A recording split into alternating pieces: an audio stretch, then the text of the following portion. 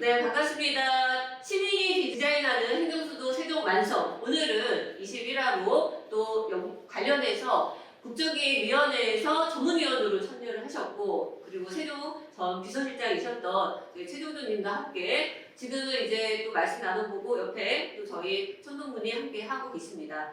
오늘은 지금 이번 순서에서는 저희가 이제 세종 시민들이 가장 궁금해하는 부분이고 또 그쪽에서 국정기획위원회에서 많은 말씀을 아마 연구를 고민을 했을 거라고 생각을 하는데요. 행정수도 완성 요거 관련된 말씀 좀 나눠보도록 하겠습니다. 우선 행정수도 세종 완성 천동군이 왜 필요할까요? 대한민국이 살 수 있는 유일한 길이죠. 행정수도 완성이 세종시가 행정수도가 된다라는 의미뿐만 아니라 대한민국이 생존 전략으로 지금 1회차에서 우리가 얘기를 했던 균형 성장, 고국 삼특 계획을 세우고 있는 그 내용의 핵심이 세종으로 행정부가 전부 이전을 하고 서울에 있는 극도로 집중되어 있는 그 권한과 인력, 경제력 그런 거를 좀 분산해서 나누자라고 하는 개념으로 좀 시작이 행정수도가 세종으로 이전하는 것부터 시작되지 않을까라고 하는 세종 시민들의 영혼이 있지 않나 저는 그렇게 생각하고 있습니다. 네, 수도권은 저희가 이제 출퇴근의 지옥철 이런 얘기도 있고 그 다음에 주거 형태에도 반지하, 옥탑방이라고 하는 사실 사람이 살기에 그렇게 적절하지 않은 주거 형태가 있는데 또 거기서 조금만 벗어나서 지역으로 오면은 관련해서는 지금 학교도 많이 폐교되고 있고 상가 공실 그리고 분양도 제대로 안 되고 있는 미분양 이런 여러 가지 것들이 수도권과 지역에서 지방에서 굉장히 크게 극심하게 차이가 좀 있는 것 같습니다. 요 내용 관련해서 그러면은 저희가 또 한번 고민을 들어보죠. 그래서 어떤 그 행정수도 관련해서 왜 필요하고 완성의 의미가 과연 무엇인지 좀 최종준 선배님, 실장님 좀 한번 여쭤보도록 하겠습니다. 네, 지금 수도권 과밀화가 심각하고 수도권 인구가 전체 인구의 절반을 넘어가는 것에 대한 문제, 그리고 인구를 다 빨아들이고 수많은 젊은 청년들이 서울로 올라가는 문제에서부터 국가가 이제 균형 성장하거나 균형 발전하기 어렵다는 생각에서 백년대 대계를 내다본 노무현 대통령이 대통령령을 내세우셨고 그게 우여곡절 끝에 세종시가 출발하게 됐는데요. 지금 수도권에서는 어떤 문제냐면 집값이나 땅값이 너무 올라서 절반 이상이 세입자들이거든요. 근데 젊은 친구들이 이제 임대료나 전세금이나 아파트 값을 더 이상 감당하지 못해서 수도권으로 서울 바깥으로 추방당하는 표현일 정도로 이제 집을 못 가지고 있고 윤석열 정부에서부터도 마찬가지지만 공공 임대주택이 대폭 줄어서 공급이 됐어요. 지금도 이재명 정부에서는 115만 호, 130만 호 이렇게 얘기하고 있는데 그것이 제대로 지켜지기도 쉽진 않죠. 택지도 많이 부족하고 그린벨트 해제된 문제도 있기 때문에 더 이상 수도권으로만 집중 현상을 방지했다면 지방은 소멸될 것이고 대한민국은 수도권만 남게 되고 수도권은 또 많은 사람들 수도권 외곽으로 렌트비 등등으로 해서 추방되게 되는 상황들이 벌어지는 반복적인 상황이 될 것이라는 것에서는 행정수도가 반드시 필요한 부분이 있죠. 두 번째는 우리가 행정수도하고 수도의 개념이 좀 혼용된 게 있어요. 지금 수도 규정을 법률에 위임한다고 지금 추진하고 있고 개헌안에도 포함되는 국정과제도 포함되고 있습니다만은 수도하고 행정수도는 다르거든요. 행정수도는 말 그대로 행정부를 위한 수도예요. 그러니까 지금 세계적으로 보면 행정수도를 추진했던 다른 나라들에 비해서 한국적 상황에서는 법에는 수도 규정을 법률에 위임한다고 하고 우리는 행정수도를 추진한다고 하고 있죠. 그러면 소위 얘기하면 입법부라는 국회랑 사법부라는 대법원 등등이 세종시로 오는 거는 또 다른 논란이 있을 수가 있습니다. 그래서 저는 수도로의 행정수도가 아니고 수도로의 접근으로 할 거라면 법률적으로 할 거라고 하면 가령 세종시는 수도로 가고 행정수도랑 수도라는 개념을 혼용하지만 서울은 경제수도 이런 식으로 하고 있잖아요. 근데 남아프리카 공항만 해도 행정수도, 사법수도, 입법수도가 다 따로따로 있어요. 저는 이런 부분의 논란을 없애기 위해서는 수도 규정에 맞게 법률적으로 간다고 하면 수도로서의 규정하는 게 오히려 맞지 않을까라는 생각이 있고요. 또 하나는 제 세 번째 문제인데 세종시나 혁신도시가 가장 크게 시작 지점에서 문제가 있었던 거는 정부는 오거나 관련 기업은 혁신도시를 가는데 관련 산업이 안 오는 게 문제인 거죠. 다른 예를 들면 검찰청에 있는 서울 같은 경우는 변호사의 60%가 서울에 있고요. 그리고 검찰과 법원과 경찰, 변호사소수를 다 담당하고 있거든요. 또 하나는 외교를 얘기하면 200개 가까운 대사관과 그들이 사는 대사관자들이 전부 다 서울에 있거든요. 네.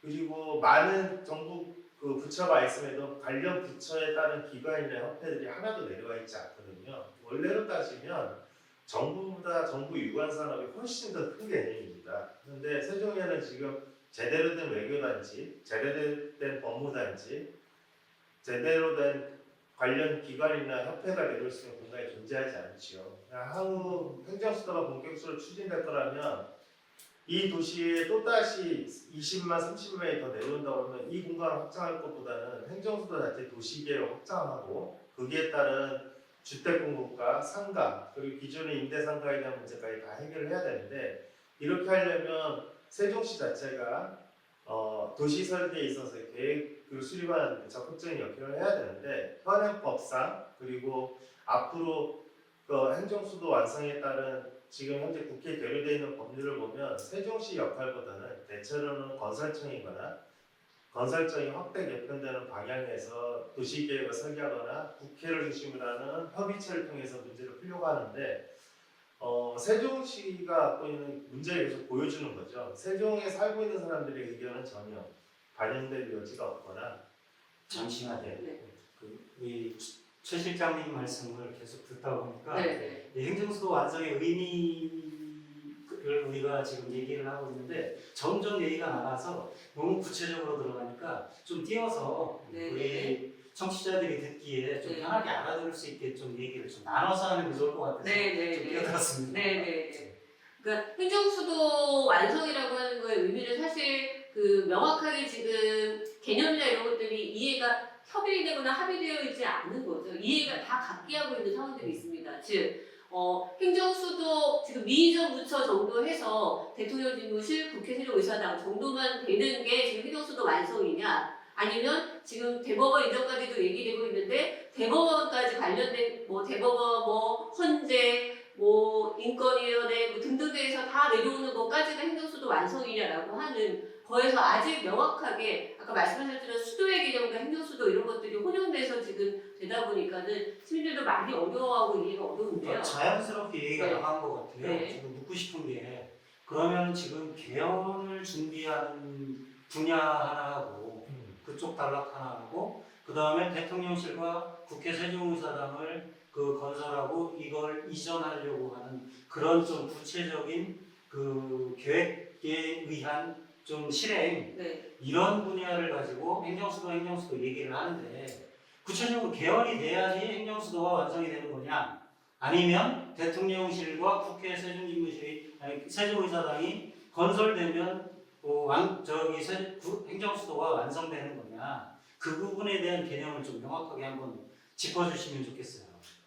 네, 법률적인 문제만 먼저 말씀드리면 법률에 근거하지 않으면 모든 것에 이제 어렵죠. 근본이 정의가 되지 않죠. 현재로는 법률 관련된 딱 두 가지 방법이 있는 걸로 보여집니다.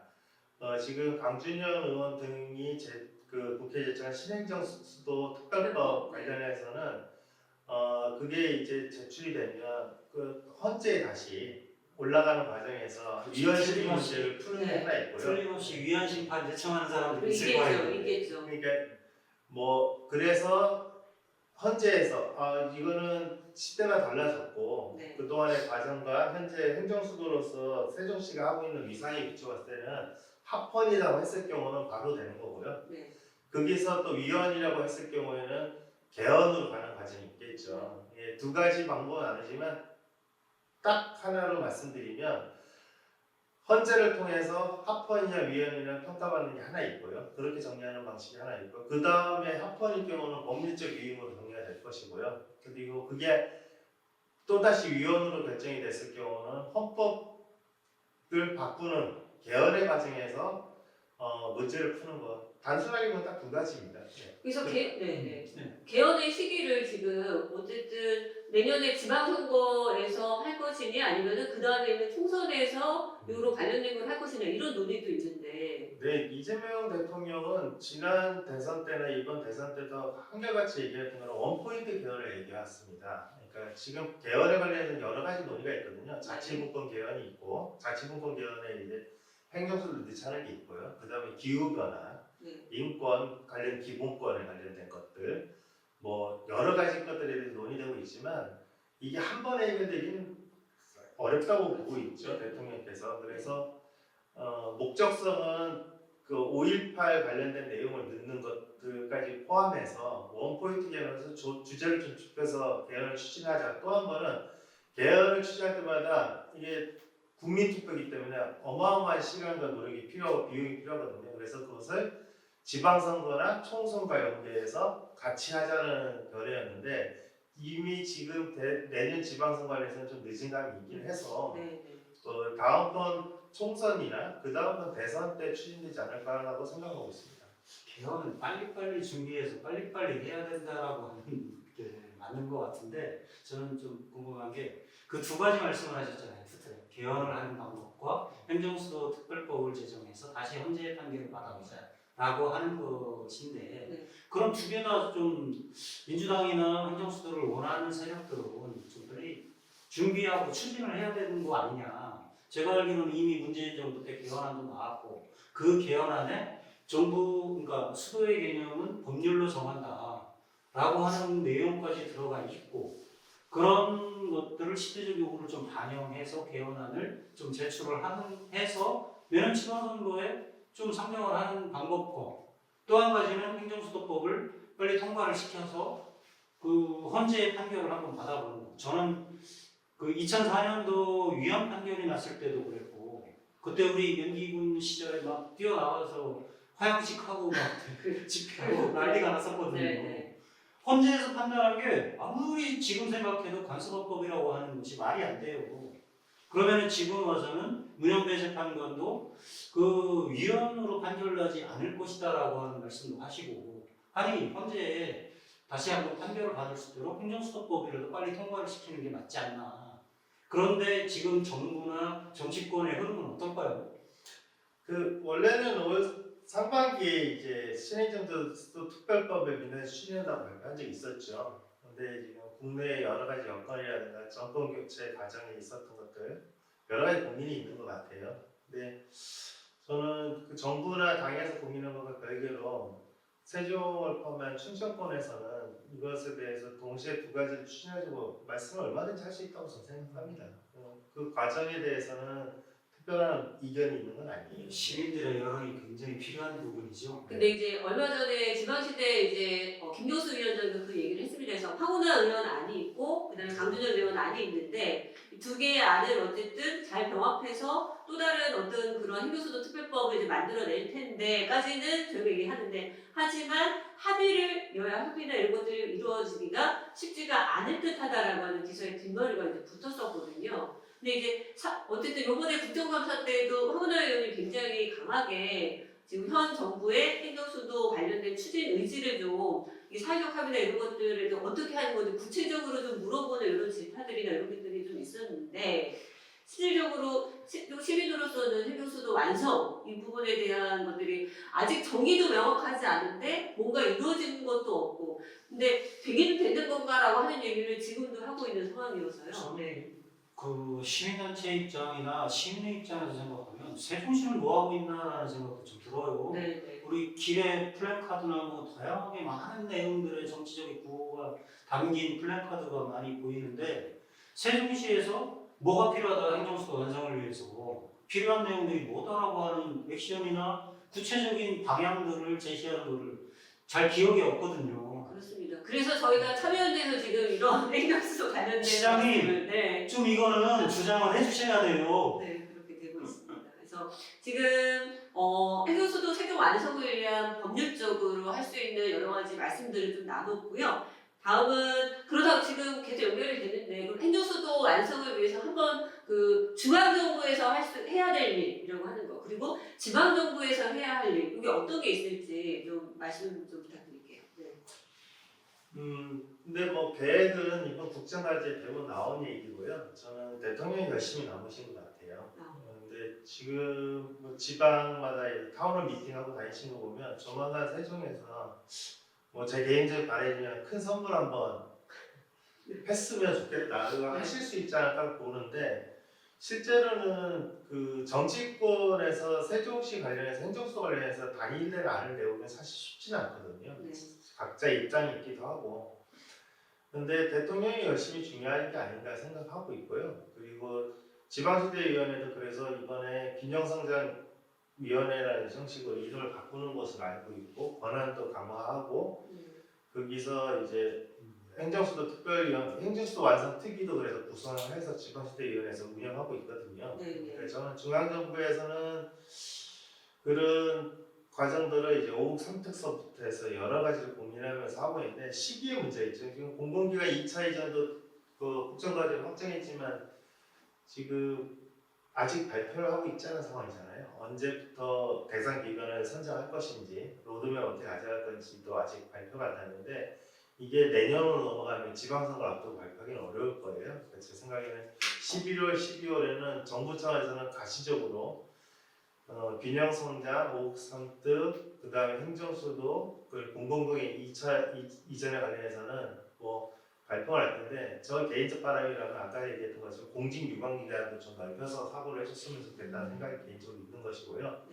정부 차원에서는 사실 답답한 사람은 지방정부겠죠. 제가 알기로는 국정기획위원회도 세종시에서 와서 요구할 거 하고 뭐 하는데 이게 17개 시도 243개 기초까지 다 와서 의견들을 피력하고 해달라는 것들이 많다 보니까 그것들을 다 받아들이기는 어렵지만 어쨌든 123개 국정과제에 들어갔다라는 거는 앞으로 각 부처도 그 국정과제에 따라서 평가를 들어갈 거기 때문에 그건 어느 정도 진행될 것으로 보는데 지방정부의 역할이 더 필요한 부분은 사실이죠. 근데 저는 더해서 이왕이면 시민과 함께 좀 세게 추진하시는 게 더 좋지 않을까. 지금은 단순 협상이거나 시민사회 차원에서 별도의 목소리를 내는 방식보다는 함께 좀 목소리를 높이시는 게 필요하지 않을까 생각하고 있습니다. 네, 시민이 디자인하는 행정수도 세종 완성 지금 최종준 전 국정기획위원회 전문위원을 참여하셨던 최종준님과 지금 함께 말씀 나누고 있습니다. 행정수도 완성 관련해서 지금 의미들을 살펴봤고요. 다음 시간에는 저희가 좀 더 편하게 행정수도 완성을 위한 어떤 과제 부분에 대해서 그동안에 또 여러 가지 뭐 말씀하실 여러 가지 비밀 이야기도 있다고 하니까요. 다음 시간에 또 같이 뵙도록 하겠습니다. 네, 감사합니다.